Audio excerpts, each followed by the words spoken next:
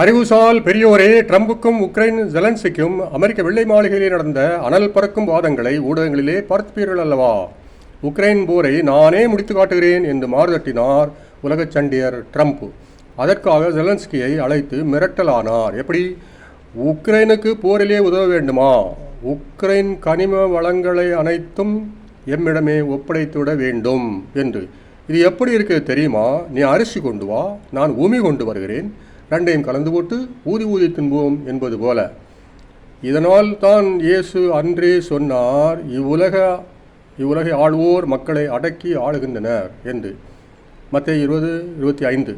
அப்படித்தான் இதுவரை பைடன் பெருந்தன்மையோடு வழங்கிய உதவிகள் அனைத்தையும் பரிவின்றி பறித்து இழுக்கின்றார் ட்ரம்ப்.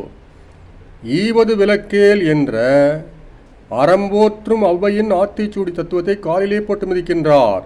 ஆனால் ஒன்று, உலகமெல்லாம் ட்ரம்பின் அடாவடித்தனத்தை கண்டிக்கும் வேளையிலே கூத்துக்கு வந்த கோமாளி போல அறியாச்சிறுவன் ஜெர்ட் கஸ்பார் செய்வதை பாருங்கள். உக்ரைன் போருக்கான பழி முழுவதையும் ஜெலன்ஸ்கி மீதே போட்டுவிட்டு மகாபாரத்து துரோகி சல்லியன் போலவே ரஷ்யாவையும் ட்ரம்பையும் உத்தமபுத்திரன் போல படம் பிடிக்கின்றார். எப்படி?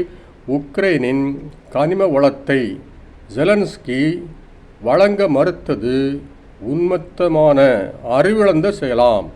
அது மட்டுமா, கோட்டும் சூட்டும் அணியாமல் ஜெலன்ஸ்கி சென்றது மாபெரும் தவறாம். கருத்து இழந்த கஸ்பாரே, உமக்கு பைபிளும் தெரியாது, உலக வரலாறும் தெரியாது. பைபிள் உரைப்பது என்ன? மனிதன் வெளித்தோற்றத்தை பார்க்கின்றான், கடவுளோ இதயத்தை பார்க்கின்றார். 1 சாமுவேல் 16:7. உமக்கு பைபிள் தான் தெரியாது எனில் வரலாறுமா தெரியவில்லை? இலண்டன் வட்டமேசை மாநாட்டிற்கு அண்ணல் காந்தி சென்றாரே, எப்படி? கோட்டும் சூட்டும் அணிந்து கொண்டா சென்றார்? அரை வேட்டியைத்தானே தார்பாய்த்து கொண்டு சென்றார். சர்ச்சில் கிண்டல் பண்ணினாரே, அரை நிர்வாண பக்கிரி என்று. கடைசியில் மண்ணை கவினாரே அதே சர்ச்சில் உலகப்போர் முடிந்ததும். அல்லது இயேசுபிரானையே எடுத்துக்கொள்ளுங்கள். சிலுவையிலே அவர் தொங்கும் பொழுது எப்படி தொங்கினார்? கோட்டும் சூட்டும் அணிந்து கொண்டா தொங்கினார்? பதமறிந்து பேசுவாய், பக்குவம் அறியா பால்குடி பிள்ளாய்.